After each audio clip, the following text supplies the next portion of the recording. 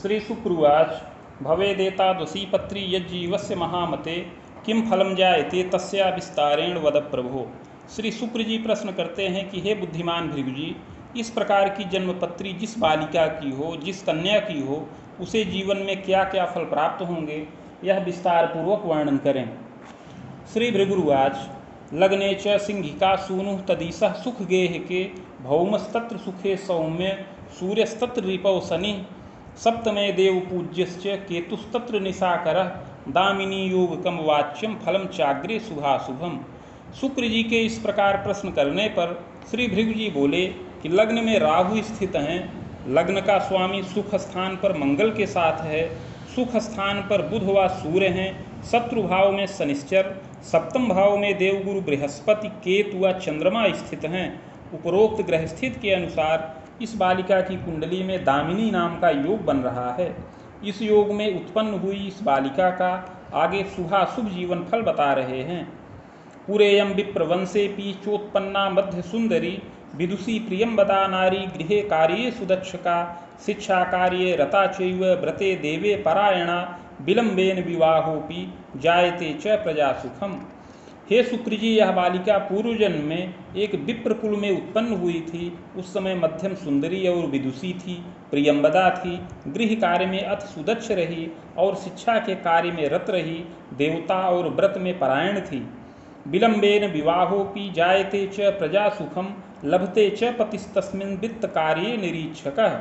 उस समय कुछ विलंब से अपना विवाह संपन्न हुआ, संतान का सुख प्राप्त किया। उस समय अपना पति वित्त के कार्य में निरीक्षक रहा। एकदा च महाप्राज्ञ चैकाध्यापिका संघ के विरोधम चैव जायेत कटुता नित्यवर्धनम तदा क्रोधयुता चेयम पेय द्रव्ये महामते अपक्वम पारदम चैव मेलयित्वाति गुप्ततः पानम तु कारितस्तात घोर पापम प्रकारिणी। उस समय यह बालिका जिस विद्यालय में कार्यरत थी, उसी विद्यालय में कार्यरत एक अध्यापिका के साथ इसका विरोध उत्पन्न हो गया और संघर्ष बढ़ता ही गया, जिससे क्रोध से युक्त होकर के यह बालिका एक बार पेय पदार्थ के अंतर्गत पारा मिला करके उसको पिला दिया गुप्त रूप से, जिसको सेवन करने से वह विविध प्रकार के दुर्जय रोग से पीड़ित हो गई। यत् प्रभावात् तदा काले चर्म रोग युता भवेत आमोदर यकृत दोषम तथोन्माद समम कवे तदानीम घोर पापंच कारिणी स्वार्थ साधनम। उस पारा के सेवन करने से वह अध्यापिका चर्म रोग से, उदर विकार से और यकृत जन्य रोग से पीड़ित हो गई। इस प्रकार उस जन्म में घोर पाप कर्म किया और अपना स्वार्थ साधन किया। अपरम शुभ कार्यम च कृति चैव विलंबतः प्रजादि सुख लाभं च कालाक्षेपम सुखादपि प्रधानत्वं पदम चाग्रे प्राप्ता च गृहवाहनम सौख्यम चैव लभेत तस्मिन् जीवने च शुभाशुभम। इसके अतिरिक्त उस जन्म में कुछ शुभ कार्य भी किए थे, विलंब से संतानादि के सुखों का लाभ प्राप्त किया था और सुखपूर्वक जीवन यापन करती रही। उस समय अपने पद में वृद्धि किया, गृह वाहन इत्यादि का सुख प्राप्त किया। इस प्रकार उस जन्म में शुभ और अशुभ दोनों प्रकार के कर्मों को किया था। कृतांते निधनं जाता स्वर्ग नरको भयं लभेत भोगांते पुनः भोगार्थ मागता वसुधातले चाधुना मानुषे देहे सोत्पत्तिर जायते यदा। अंत में मृत्यु हो गई। मृत्यु के पश्चात कर्मानुसार स्वर्ग व नरक दोनों भोग किया। तत्पश्चात संचित कर्म का फल भोग करने के लिए पुनः पृथ्वी तल पर वापस आई और इस समय मनुष्य देह के अंतर्गत जन्म प्राप्त किया है। आश्विने शुक्ल पक्षेपि पंचम्याम सोमवासरे अनुराधान्त्यपादेपि वृषलग्नोदये कवे। इस समय इस बालिका का जन्म आश्विन मास शुक्ल पक्ष पंचमी तिथि सोमवार के दिन अनुराधा नक्षत्र के चतुर्थ चरण में और वृष लग्न के उदय काल में हो। जाता च सुंदरी मध्या गोधूमा जायते तथा समोत्तांगी प्रभापन्ना मध्यपुष्टापि संभवा सुमुखी चारुनेत्री स्यात् भालपट्टोर्ध्व चंद्रवत् कपोलम मांसलम किंचित सुग्रीवम बलयान्वितम। यह बालिका मध्यम सुंदर शरीर की हो, गोधूम वर्ण प्रभापन्न हो, सम ऊंचा कद और मध्यम पुष्ट शरीर की हो, सुंदर मुख हो, नेत्र विशाल हों, भौहें शुभ व मानदायक हों, कपोल सम मांसल और सुंदर ग्रीवा वलय से युक्त हो, दंतम रोग युतम किंचित अकाले पतनम भयम पादहस्तादिकम सौम्यम यथा योग्यम तनम भवेत। यद्यपि कुछ दांत रोग से युक्त रहें और असमय में ही दांत टूटने व गिरने का योग है, किंतु यत्न और औषध से रक्षा प्राप्त हो, हाथ पैर इत्यादि की बनावट सुंदर हो, यथा योग्य सुंदर शरीर की होए। पैतृक ऐश्वर्य कम मध्यम भूम्याराम गृहादिकम साधनम लभते सर्वं जनकस्यैव स्वतंत्रतः वित्तार्जनम प्रकुर्वीत धनी मानी च मध्यम। यह बालिका पैतृक ऐश्वर्य से युक्त हो, मध्यम रूप में भूमि बाग गृह इत्यादि का साधन प्राप्त करे, इसके पिता व्यवसाय करें, स्वतंत्र उद्योग करें, उससे धन मान का लाभ संचित करने वाले हों, जन्मदा सरला चैव गृहे कार्ये सुदक्षका स्वजनादर कर्त्री स्यात् देवे धर्मे व्रते रता। माता भी सरल विचारों की हो, गृह कार्य में सुदक्ष हो, स्वजनों का आदर करे और धार्मिक हो। पितुः शोकम भवेच्चादौ मातुः सौख्याधिकम लभेत खवेदोर्ध्वम बीजानीयात सहजे गुरुदर्शितः। किंतु इस बालिका को पिता का सुख पूर्ण न प्राप्त हो, प्रारंभ में पिता का शोक हो जाए। माता का सुख अधिक समय तक प्राप्त होने का योग है, जो अपनी 40 वर्ष की अवस्था से अधिक ही रहे। युग में भ्रातृ सुखम लाभम अपरैकोपि संभव सहजापि त्रयम योगम ग्रह योगानुसारतः। सहज भाव में बृहस्पति की दृष्टि है, अतः जुड़वा के रूप में भाई का जन्म प्राप्त हो, इसके अतिरिक्त एक और भाई का सुख प्राप्त होने का योग है, और इस बालिका को 3 बहनों का भी सुख प्राप्त होने का योग बनता है। प्रज्ञावती भवेद बाला सुशीला गृह कार्य के सुदक्षा वनिता भूयात स्वाध्यायम कारिणी कवे। यह बालिका बुद्धिमती हो, सुशीला हो, गृह कार्य में सुदक्ष हो और वनिता हो, और विद्या की वृद्धि करे। द्वित्रिभाषा परिज्ञानम कला साहित्यकम अपि योग्यता स्नातकम लाभम शिक्षा कार्ये प्रशिक्षणम प्राप्ता चैव श्रमेणापि यौवने स्वभुजायकम। यह बालिका 2-3 भाषाओं का ज्ञान करे, कला साहित्यादि विषयों का अध्ययन करे, आचार्य के समान योग्यता का लाभ प्राप्त करे और शिक्षा से संबंधित कुछ विशेष प्रशिक्षण का भी लाभ प्राप्त करने का योग है, और युवावस्था में अपनी भुजाओं से धनोपार्जन भी करे। शिक्षा भागे रता यदा नैव स्थायित्वकम वित्तम पदाभीष्टम न संभवम पूर्व पाप प्रभावेण बालेपि यौवने यदा।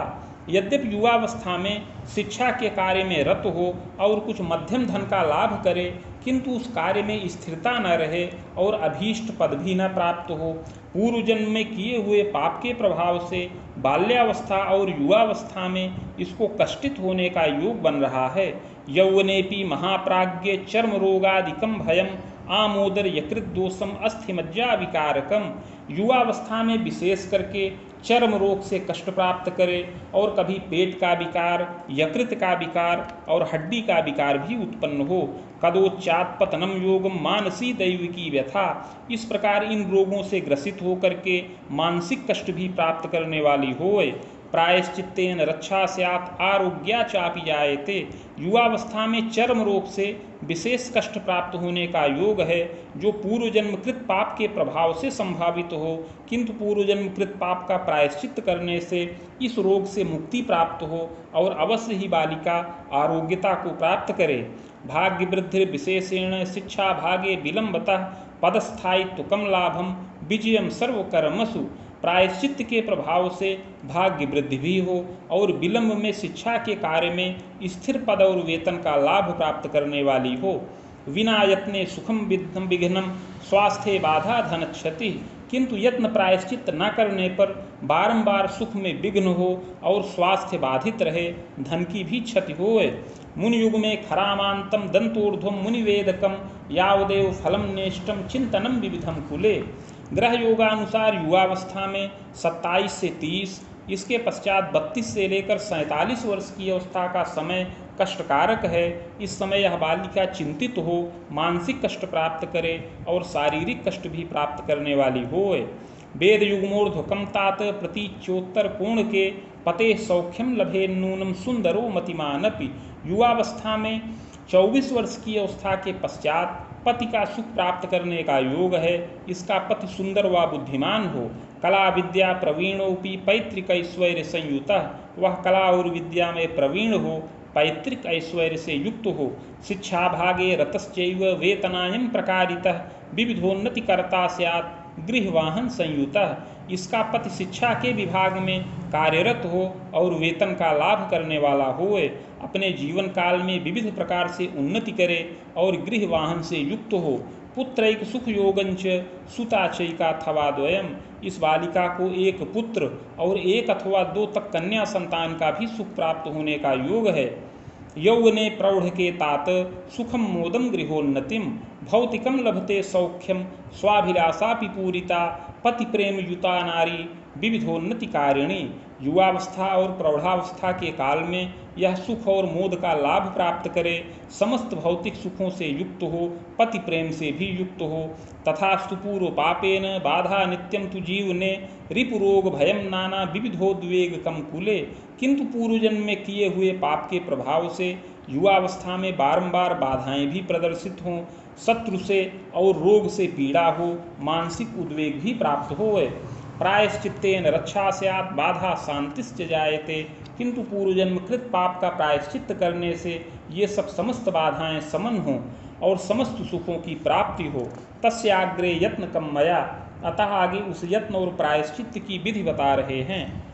स्वर्णपत्रम प्रकर्तव्यम शैलमासा प्रमाणकम बाणांगुला यताकारम तन्मध्ये चाष्टगंधतः स्यूमूर्तिम सबीजं च लिखित्वा कलशोपरि निधाय संहितासाकम पूजनम खोडसादपि।